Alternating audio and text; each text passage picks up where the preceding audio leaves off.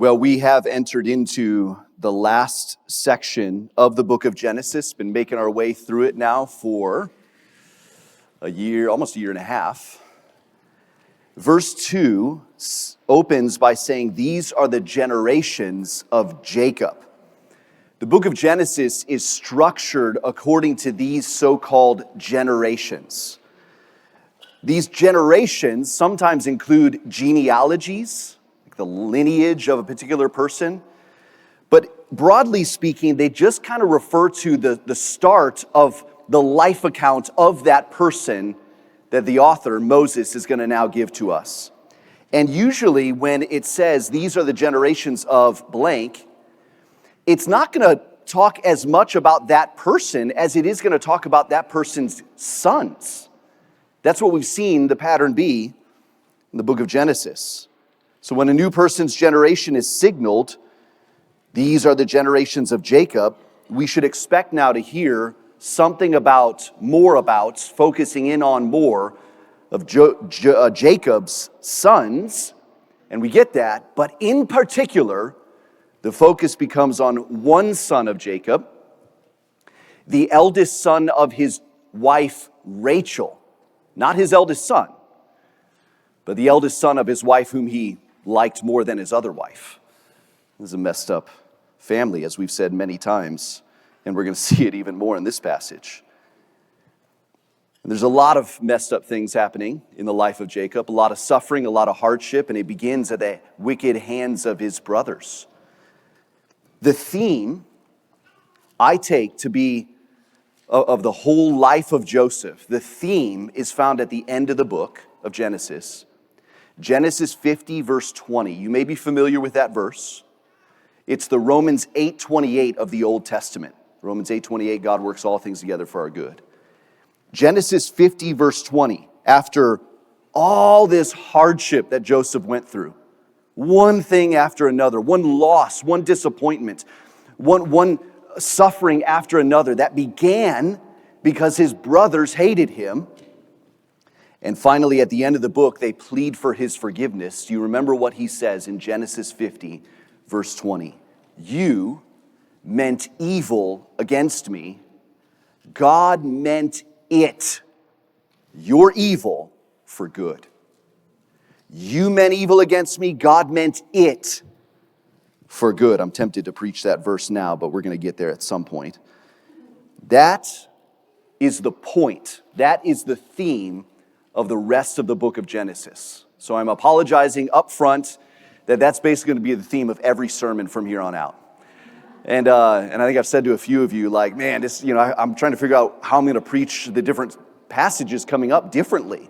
And then I realized, you know what? Yeah, there are different angles on the same theme, but guess what? We need to hear again and again and again the truth that God works all things together for the good of his people. Don't you need to know that, like every day? And so we're going to hear it every week into the end of Genesis.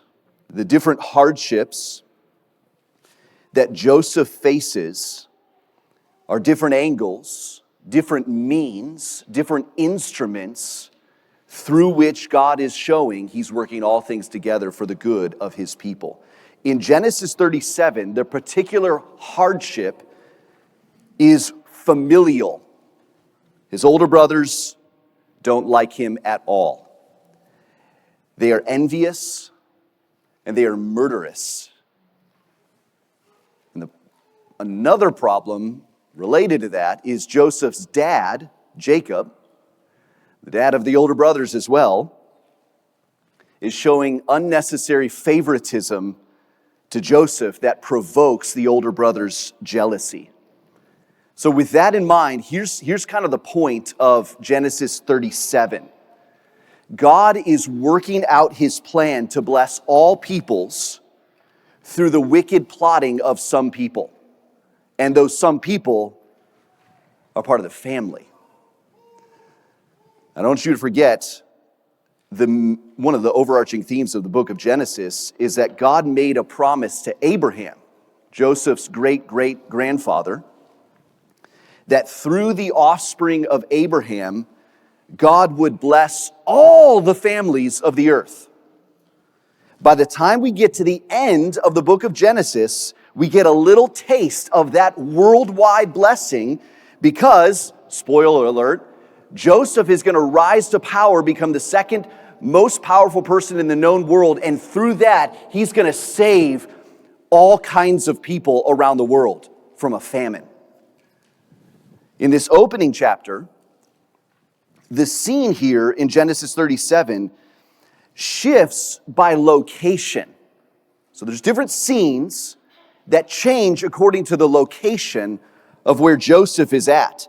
And something special, something significant is happening in each scene that serves as an instrument, a means, a way in which God is showing how he's working through each thing that's happening in each scene. So that's how this sermon is going to be structured, because this passage is structured according to these different locations. It begins in Hebron, Jacob's hometown, and then it moves 50 miles north to Shechem, and then it moves another 20 miles north to Dothan, and then the scene shifts back to Hebron, and then we get this whiplash of landing this story in Genesis 37 all the way 300 miles away south in Egypt. That's where the chapter closes. Jacob, hopeless seemingly, in Egypt. Now, so I'm going to title each scene, each location, in a way that captures the way, the means, the instrument through which God is working out his plan. The first one is this, instrument number one. You can follow along in your worship guide if that's helpful. I think all the points are laid out there for you. Instrument number one we can call hateful jealousy. Look at the second part of verse 2. Second part of verse 2, it says, Joseph, being 17 years old, was pasturing the flock with his brothers. He was a boy with the sons of Bilhah and Zilpah, his father's wives, and Joseph brought a bad report of them to their father. It's going to be important to remember what Joseph's age is here. He's 17 at this point, because by the time we get to the end of the story, we're going to just have to see how many hardships piled on throughout the course of his life and how long the hardships lasted, beginning with his brother's hardship towards them. His older half-brothers here, they have different moms, Bilhah and Zilpah. Joseph's mom has already died by this point, Rachel. So this is his brothers Dan, Naphtali, Gad, and Asher. He's out there pasturing his father's flock with them. And when he comes home, it says that he brings a bad report of them to their dad. Now this is a 17-year-old teenager. He's probably showing his youthful foolishness at this point. Joseph's going to change a lot. He's going to mature a lot. Suffering does that, you know. And this bad report, this word used here, bad report, seems to carry the idea of possible slander, but at the very least maybe embellishment. Now his brothers are bad dudes, we're going to see in a second, so it's probably not a straight out lie, but maybe he's embellishing a little bit. At the very least, it seems he's kind of snitching, right? Little brother snitching on older brothers. Why is he doing this? Look at verse 3. Now Israel, that's another name for Jacob, so this is the dad. Israel loved Joseph more than any other of his sons. That's not good. Dads, don't do that.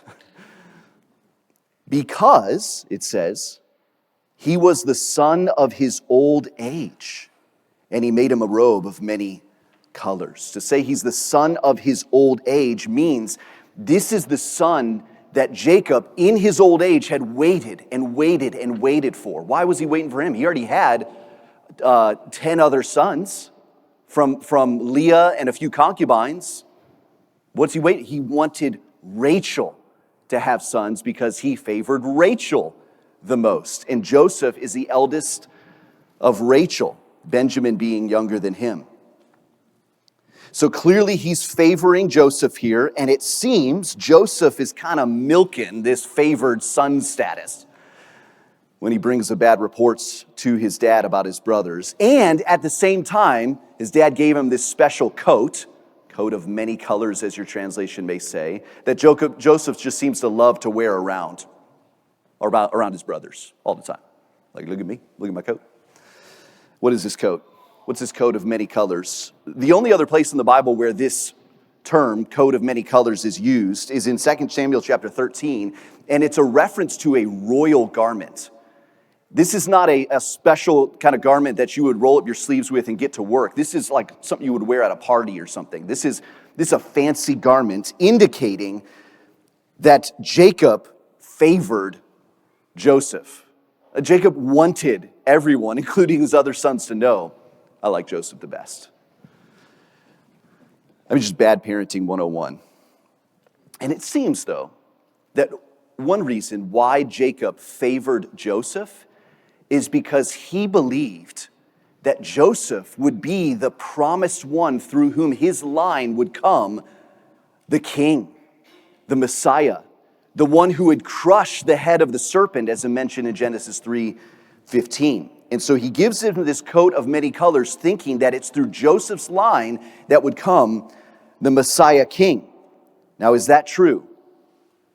Well, in one sense, the promise of blessing to all peoples of the earth is going to come through Joseph at the end of Genesis. But the ultimate promise of blessing of this king to come who would rule over all peoples of the world is not going to come through Joseph's line. Surprisingly, it's going to come through Judah's line, who's not even Jacob's oldest son of his other wives. And that's really surprising because next week, chapter 38, we're going to see how messed up Judah is. The fact that the Lord would use someone so broken, so sinful to accomplish his purposes. Kind of reminds us of what he does with us.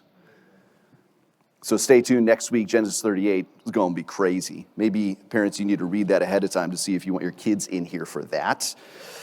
Still, Jacob treats Joseph kind of like royalty, and he's treating his other sons more like servants. Now, how do you think that's going to make them feel? Look at verse 4. Verse 4. But when his brothers saw that their father loved him more than all his brothers, they hated him and could not speak peacefully to him. That word hate is used 3 times just in this first scene. And then that word is replaced with the word jealous at the end of this scene. So there is a clear emphasis here on how much these brothers really do not like their little brother Joseph. It says they couldn't even speak peacefully to him. That word literally is they could not speak shalom to him, which shalom in that day was just a normal basic greeting. It was like how we say, hey, how you doing? They would go up to someone and say, shalom. They couldn't even give a basic greeting to their brother. It's like he's in the room and they're just walking by and they just glare him down and won't even say anything to him. They are ticked off at him, and their hatred intensifies after they hear about some dreams he had. Look at verse 5. Verse 5. Now Joseph had a dream, and when he told it to his brothers, they hated him even more. Now, again, this is probably youthful foolishness on Joseph's part, because we're going to see what the dream so obviously means in just a second. And he felt the need to tell them, hey, guys, I want you to know what I dreamed about. Notice what he dreamed about. That adds fuel to their hateful fire.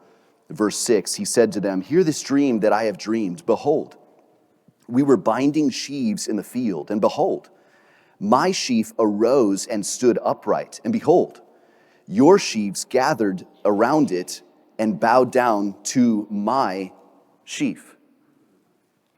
It's not hard to figure out what that means and what Joseph thinks it means. And he felt the need to tell his older brothers who already hated him, hey, I just want you to know what's going to happen. Y'all are going to bow down to me. In the ancient Near East, the people put a lot of weight into dreams. And this was indeed one way throughout the course of history in which God would speak sometimes to specific people in the Bible. I just want to caution us. Don't think that this is the normal way in which God speaks today. Just because he did it for Joseph here doesn't mean he does it for every individual person in the people of God. You got to be real careful in reading too much into dreams. I mean, goodness. Like, I probably had a dream last night of, eating too much nachos and flying. Like, I don't think there's any meaning to that. If you read into that kind of stuff, go see a doctor or something. So be careful not to think that this is a normal way in which God speaks. But naturally, in a culture where dreams were given a lot of weight, and in a setting where it's clear that Joseph thinks this dream means something, and he tells it to his brothers, naturally, they're not happy. Verse 8. His brothers said to him, "Are you indeed to reign over us? Are you indeed to rule over us?" So they hated him even more for his dreams and for his words. They're mad, not only that he had the dream, but he had the audacity to tell them about the dream. They hate him for his dream and his words. And then he has another dream. And he has the audacity to share this one as well. Verse 9. Then he dreamed another dream and told it to his brothers and said, "Behold, I have dreamed another dream. Behold, the sun, the moon, and the 11 stars were bowing down to me." Now you notice 11 stars. That's clearly referring to his brothers. There's 12 brothers. He's talking about the other ones. Who are the sun and moon? Verse 10. But when he told it to his father and to his brothers, his father rebuked him and said to him, "What is this dream that you have dreamed? Shall I and your mother and your brothers indeed come to bow ourselves to the ground before you?" So Jacob knew what this dream meant. This is not hard to discern. And he kind of just thinks it's silly, but he gives Joseph a good rebuke. He's not getting hatefully angry like his other sons do. Look at verse 11. And his brothers were jealous of him, but his father kept the saying in mind. Like, okay, this seems weird, but man, is there something to this? Now let's see how the hateful jealousy of Joseph's brothers unfolds as Joseph, really in obedience to his dad, goes and checks in on his brothers in Dothan, first Shechem, where he presumed they were pasturing some sheep. So we move into scene number 2, instrument number 2 of God's outworking of his plan, we can call faithful obedience. Faithful obedience. This scene in Shechem highlights Joseph's obedience to his dad, really in contrast to the evil of his brothers. Look at verse 12. Verse 12. Now his brothers went to pasture their father's flock near Shechem. And Israel, that's Jacob, said to Joseph, "Are not your brothers pasturing the flock at Shechem? Come, I will send you to them." And he said to him, "Here I am." So he said to him, "Go now, see if it is well with your brothers and with the flock, and bring me word." So he sent him from the valley of Hebron, and he came to Shechem. So Joseph just seemingly trying to obey dad here.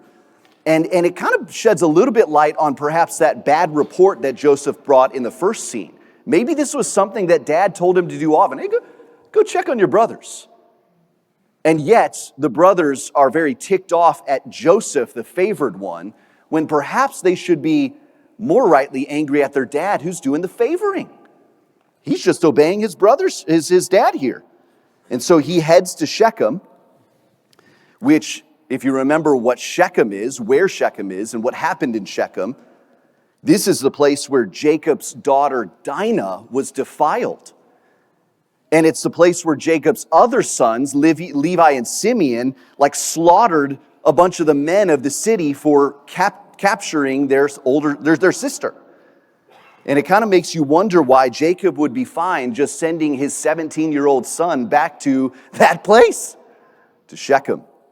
He does. And thankfully, Joseph just so happens, to run into a guy who can help him. Look at verse 15. And a man found him wandering in the fields. You can hear what sounds like just a coincidence. Joseph wandering in the middle of nowhere, and some dude just randomly found him. Who is this guy? And the man asked him, what are you seeking? Verse 16, I'm seeking my brothers, he said. Tell me, please, where they are pasturing the flock. And the man said, they have gone away, for I heard them say, let us go to Dothan. So Joseph went after his brothers and found them at Dothan. Now note this. A random dude just so happened to see Joseph wandering around. And he's like, he looks lost. And he feels compelled to reach out to him. What do you need? And Joseph asks him for help to find his brothers. And this guy not only saw his brothers at some point, but he also was in the right place at the right time when he just so happened to hear one of the brothers say, hey, let's head over to Dothan. He overheard that conversation. And so he tells Joseph, yeah, that's what I heard them say. I mean, it's just all a bunch of coincidence, right? Dothan is about 20 miles north of Shechem. Shechem is about 50 miles north of Hebron. So Joseph began in Hebron, goes 50 miles north, and then has to go another 20 miles north. So this was not just a little stroll in the park for Joseph.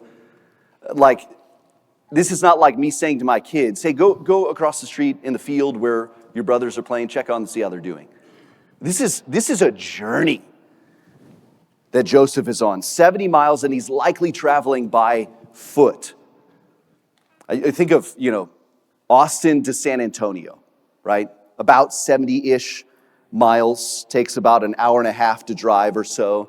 When I was doing some prep for this, I went to my maps and typed in San Antonio, and I clicked the little walking guy icon, you know what I'm talking about? And I saw how long it would take to walk from here to San Antonio. And it said about a day and a half, about a day and 16 hours, a little more than a day and a half.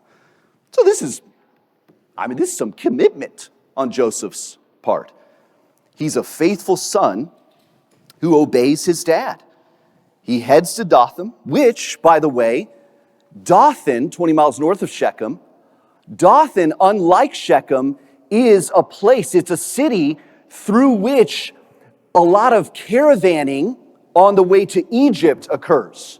It's a travel route for those coming from the east to go down to Egypt. It's all coincidence, right? Well, what happens? We move to scene number 3, instrument number 3. We can call it wicked plotting. Wicked plotting. Look what happens when Joseph reaches his brothers in Dothan. Look at verse 18.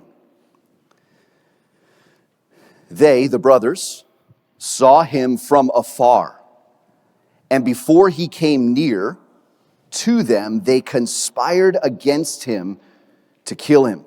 They said to one another, here comes this dreamer. Come now, let us kill him and throw him into one of the pits. Notice, kill him first, then throw him into a pit. Then we will say that a fierce animal has devoured him, and we will see what will become of his dreams. It's just wicked plotting. In fact, this would be considered premeditated murder, right? He's out in the distance, and that's when they start plotting. This isn't just like they got into a fight and someone pulls out a knife. This is even worse than that, as bad as that is. Why are they doing this? Why are they so mad? Yes, he's kind of an annoying little brother at this point, right? He talks a lot. The whole first scene is just a lot of Joseph just talking. Now you notice in this scene, there's no mention of Joseph talking. As a lamb is led to its shears is silent, so he opened not his mouth. Maybe some pointer there. No talking of Joseph. So he historically is a little annoying, and he loves to wear around this fancy coat that his dad got him, which, by the way, he is wearing now. We're going to see it because they strip him of that fancy coat. This is not a coat you would wear on a long journey. It's a coat you would wear at like a party. And yet he's wearing it, still showing his favoritism. So maybe he's still milking his father's favoritism, but why would this incite such strong hatred that would make them want to murder him? Seems excessive. I think there's a little bit more going on than meets the eye. This is more than just typical family dynamics, annoying little brother and angry older brothers. They are so angry because it seems Joseph's favoritism, or Jacob's favoritism of Joseph, reveals that Jacob wants Joseph to get all of his inheritance. Usually the firstborn gets most of the inheritance. Well, Jacob seems to be treating Joseph as his real firstborn. And that's making all the other older brothers really mad. And to add to that, this dream that Joseph had that they're all going to bow down to him, that just set them off. They can't handle it. How could Joseph reign over them, and how could they bow down to him if they kill him? That's their plan. Kill him, kill his dream. And here's the irony. Their very attempt to prevent the dreams from coming to fruition actually serve as a means, an instrument by which his dreams come to fruition. They're trying to stop God's plan, and they don't even realize they're actually serving it. Because God's way bigger than them. Look what happens, verse 21. Verse 21, but when Reuben, I think did I skip some part? No. Yeah, they wanted to kill him. Okay, verse 21. But when Reuben heard it, he rescued him out of their hands, saying, let us not take his life. And Reuben said to them, shed no blood. Throw him into this pit here in the wilderness, but do not lay a hand on him.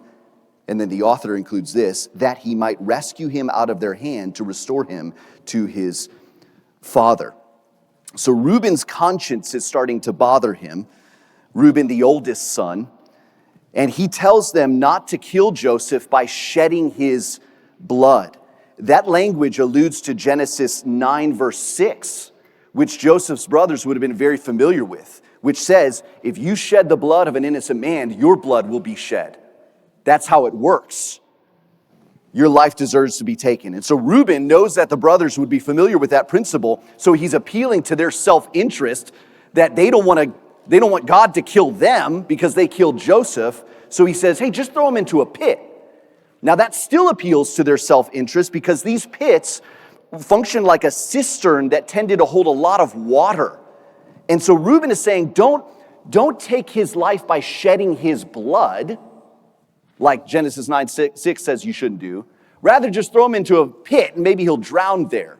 Of course, we know Reuben's intent was to get him out of that pit.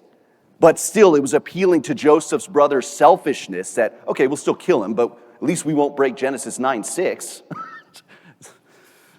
Clearly, they are breaking Genesis 9:6. Sometimes people have an overly literalistic reading of Scripture that gets them off the hook, they think. Well, I'm not shedding any blood, but I'm going to drown them. It's the same thing. You're not to kill innocent people. So Reuben wanted to come back and get him out of the pit. Brothers listened to Reuben. Look at verse 23.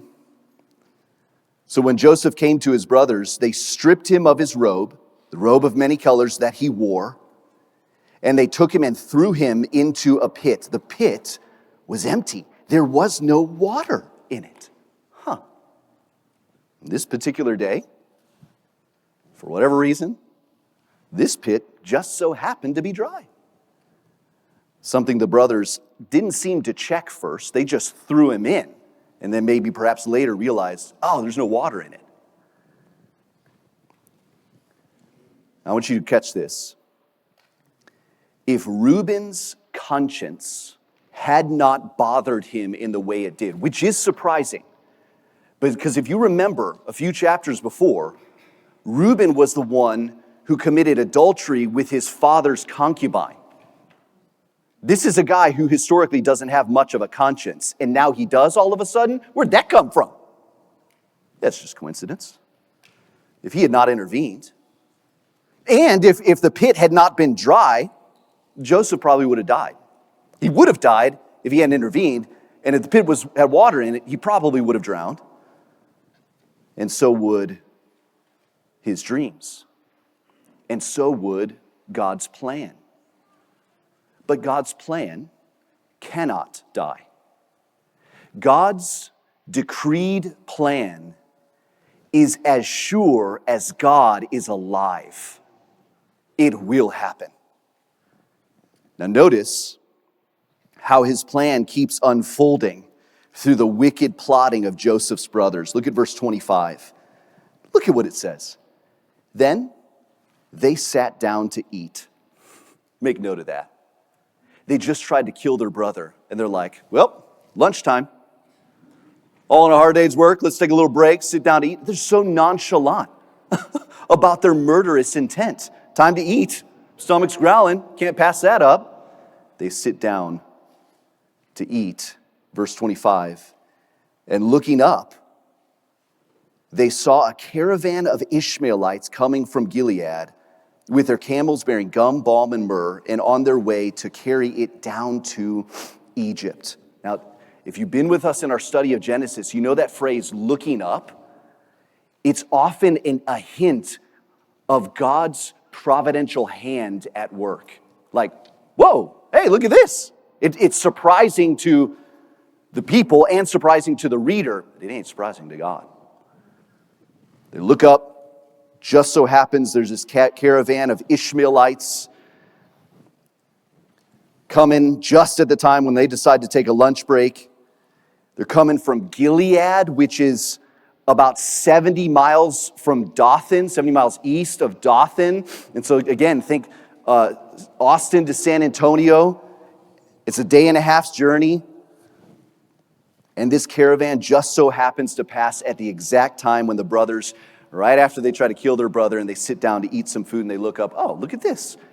Here's an opportunity. It's just all coincidence. Don't you just love that we live in a world full of just pure chances? Nothing's actually happening. It's just all chance, all coincidence. I hope you're seeing how foolish it is to be an atheist. Now, if you're here, you're not a Christian, you struggle whether you believe whether there is a God at all. I'm not trying to be mean. I'm not trying to put you down. But there are times when it is helpful and loving just simply to say, your belief is utterly foolish. And it is. You cannot believe there is no God, because this stuff is not coincidence. It's a bunch of Ishmaelites that come down in this caravan. You remember the Ishmaelites they were the people of Ishmael, Abraham's older son. So it is a little bit ironic that all the people partaking in the evil towards Joseph are all ones who are from the lineage of Joseph's great-great-grandpa, Abraham. These traders, it says, are carrying gum, balm, and myrrh, which are the same gifts that Joseph's brothers will offer to him in chapter 43 to try to appease him so that he won't kill them. I'm getting ahead of myself in the story. There's little nuggets like this all over the place. Moses wrote this. He is a masterful storyteller. Like, you can't tell me this isn't inspired by God. It's amazing. Verse 26. Then Judah said to his brothers, "What profit is it if we kill our brother and conceal his blood? Come, let us sell him to the Ishmaelites, and let not our hand be upon him. For he is our brother, our own flesh." And his brothers listened to him. Now it's interesting, the word brother is used 21 times in this chapter, indicating, highlighting how fractured the brotherhood in this family really is. Judah, one of the brothers, in his greed, decides, this actually isn't going to serve us well to kill him. Let's make some money. We'll solve the problem of getting rid of Joseph, and we'll make some dough. It's a win-win. Verse 28. Then Midianite traders passed by, And they drew Joseph up and lifted him out of the pit and sold him to the Ishmaelites for 20 shekels of silver. They took Joseph to Egypt. Well, he's not dead. And he's still alive. Why? Because Judah was greedy. Judah thinks that selling Joseph into slavery in Egypt means there is no way possible Joseph's dumb dreams could come true now. No way. It is impossible. Let me encourage us as we continue through Genesis. Get used to God making possible the impossible. It happens again and again and again. Why? Why? Well, maybe it's because God just tries to make some good out of something that was bad. It's like, oh man, this is messed up. Oh, Joseph in a cave, what am I gonna do? Oh, okay, now I can work with this. He's being sold to Egypt. Okay, now I got something to work with. Is our God a reactionary God? Oh no. The reason why God makes possible the impossible is because the impossible is impossible to us, but it ain't for God. Why? Because he's always working. Always working. He's never reacting. He's moving. And as he moves, even in through these various instruments that we're seeing, he's accomplishing his predetermined plan. We moved to instrument number 4. Another instrument is this: overt deception. Look at verse 29. Verse 29. When Reuben returned to the pit and saw that Joseph was not in the pit, he tore his clothes and returned to his brothers and said, "The boy is gone, and where shall I go?" It seems that Reuben was apparently off running an errand or something, and they did all the wicked plotting without him. And Joseph is off to Egypt, so when he tries to come back to fulfill his plan of rescuing Joseph, sees him not there, he says, what am I going to do? I think that's what he means there. What am I going to do? I'm not sure he said that. Did he? What verse was that? Verse 30. I'm doing some study right now. Yeah, he returned to his brothers and said, maybe he said it to his brothers, I don't know. Because his brothers didn't know his intent, right? That he was going to try to rescue the boy. And it seems what takes place next is that Reuben realizing, this is terrible. What are we going to do now? Like, Dad's going to be really mad at us. He wanted to return Joseph to his father. Dad's going to be so mad. What do we do? So he seems to partake now in the plan to deceive Dad. Look at verse 31. Verse 31. Then they took Joseph's robe and slaughtered a goat. That's interesting. And dipped the robe in blood. And they sent the robe of many colors and brought it to their father and said, "This we have found. Please identify whether it is your son's robe or not." I don't know if you picked up on the irony here. About 25 years earlier, Jacob used a goat to deceive his dad. When he put on the goat fur to act like his older brother Esau, to get the blessing, steal the blessing from Esau and get the blessing from his dad. Now, his sons are using a goat to deceive him. Oh, how the tables have turned. Look at verse 33. And he, Jacob, identified it and said, "It is my son's robe. A fierce animal has devoured him. Joseph is without a doubt torn to pieces." Then Jacob tore his garments and put sackcloth on his loins and mourned for his son many days. All his sons and all his daughters rose up to comfort him, but he refused to be comforted and said, "No, I shall go down to Sheol to my son mourning." Thus his father wept for him. It looks to Jacob like all hope is lost. His son is dead, and he, with that information, responds with great emotion. Isn't it interesting how our emotions work? Our emotions always come in light of perceived reality, not in light of reality.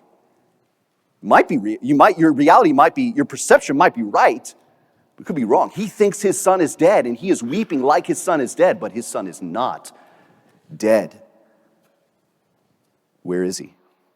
This takes us to the last instrument, number 5, apparent hopelessness. Look at verse 36. Meanwhile, the Midianites had sold him in Egypt to Potiphar, an officer of Pharaoh, the captain of the guard. I mean, it looks totally hopeless still for Joseph. How in the world could he possibly get to a position of power of such a kind that his older brothers would bow down to him? This is not possible. He's a slave 300 miles away from his brothers in Egypt. The fulfillment of Joseph's dreams is impossible, right? God is a God of making possible the impossible. The means, the instrument through which Joseph becomes the second most powerful person in the world at that time. It's at the end of the book of Genesis. The means, the various instruments, was his father's favoritism and that special coat. It was his naive youthfulness in sharing the dream not once but twice. It was his brother's intensified, hateful jealousy. It was Joseph's obedience in traveling 70 miles while still wearing this coat of favoritism.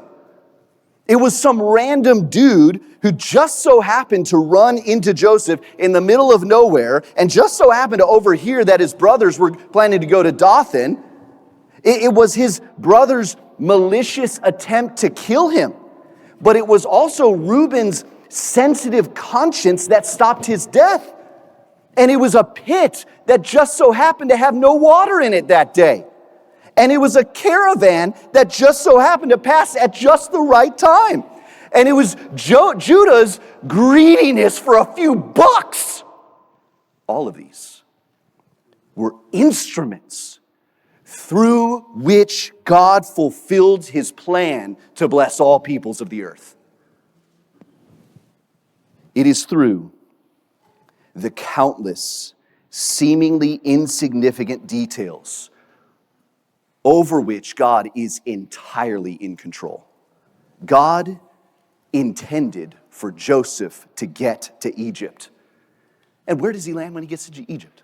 He just so happens, as it says in verse 36, to be sold to Potiphar, an officer of Pharaoh. And we're going to see if he didn't land in Potiphar's house, God's plan would have failed. But it didn't. Because every detail leading up to the final fulfillment of God's plan is part of God's plan. You do realize that, right? God doesn't just have a big plan at the end and he's hoping it's all going to work out. Every detail to fulfill his final plan is part of his plan. Now, I want to ask you this. Did you notice how many times God is mentioned in Genesis 37? 0. But of course, his hidden hand is all over it. None of it is coincidental. None of it is by accident. Not even one of the most seemingly insignificant parts of your life, even down to the smallest detail, is an accident. Not one. If you are a child of God, every single detail of your life is designed by God for your good, even the bad things. Even when people mistreat you. You got to get this. Sometimes it's hard to swallow. I get that. But if you have ears to hear, this is going to bring you so much more comfort than to think, oh, God just didn't know it was going to happen. Or God was absent when it happened. No. God is always working. If you don't have a category for the absolute sovereignty of God over even people's sin against you without God himself sinning, then you won't be comforted by his ability to bring good out of it. Think about it. If God was powerless when whatever bad happened to you, what makes you think he's going to be powerful enough to bring good out of it? We got to have a category for this. Think of how Genesis 37 affected the original readers. The Israelites who were coming out of slavery in Egypt. They were slaves in Egypt for 400 years. The story of Joseph is their story because it tells them how they got to Egypt in the first place. But it also reminds them that every single part of their story is the sovereign plan of God working for the good of his people. Every single detail. It wasn't an accident Joseph ended up in Egypt. It wouldn't be an accident that the people of Israel would live there for 400 years. God told Abraham back in Genesis 15 that would happen. All of it was powerfully orchestrated by the hidden hand of God so that later on he could put on full display his great power when he rescued them from Egypt. This story of Joseph is Israel's story, and the story of Joseph is your story. I want you to think back on your life, all the hardships, all the ways that people mistreated you. I want you to realize this: no one here would be a Christian today had you not gone through what you went through. Think of how the Lord used even the smallest, most seemingly insignificant details of your life to get you saved. The Lord used the divorce of my parents to bring me to salvation. I didn't want that to happen, but I wouldn't change it for the world. And he used that particular hardship to have me be a pastor today. I wouldn't be standing before you right now had my parents not been divorced. The word used that. And by used, I don't mean he's like, oh, I got some lemons, let me make some lemonade. No, he brought the lemons. That's part of his plan, to bring lemonade. God is sovereign, even over the sinful hearts and actions of men, which, by the way, is essential for you to truly understand the gospel itself. When men plotted to kill Jesus, when they bound him in chains, when they mocked him, when they scorned him, when they spat in his face, when they whipped him, when they shredded his back like it was just shredded meat, when they hung him to a cross, were they in sin when they did that? Were they? Yes, they were. Was God in control? You bet he was. Even when you're feeling hopeless and you think there is no good that can come out of this, you know that's not true because you look to the cross and you see the worst human evil done against a perfect man happened at the cross, and yet God was in charge of it all for your everlasting good. You wouldn't be saved if God were not sovereign over sinful people. Oh, he is, and it's seen in the cross of Jesus Christ. So I just appeal to you, if maybe you're not yet a Christian and you've been through some really hard stuff in your life. Like, how is there anything good that, like, why would God allow these kinds of things? Keep looking back to the cross of Jesus. Why did he allow that? Why did he plan for that? It's so that we could have the punishment for our sin taken care of, the biggest problem in the universe taken care of, so that Jesus would then rise from the dead and triumph over our sins so that you could be saved. God works out his plan to bless all peoples, even through the wickedness of some people. Believe that, and then face your future with great hope. Amen. Let's pray.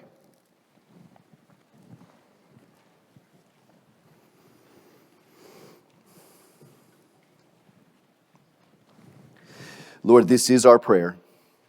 Give us grace to believe that you are a God in full control and you're a God who is good, working all things together for your glory and our good. And we pray that that truth would allow us to move forward in hope, all for your glory. In Jesus' name, amen.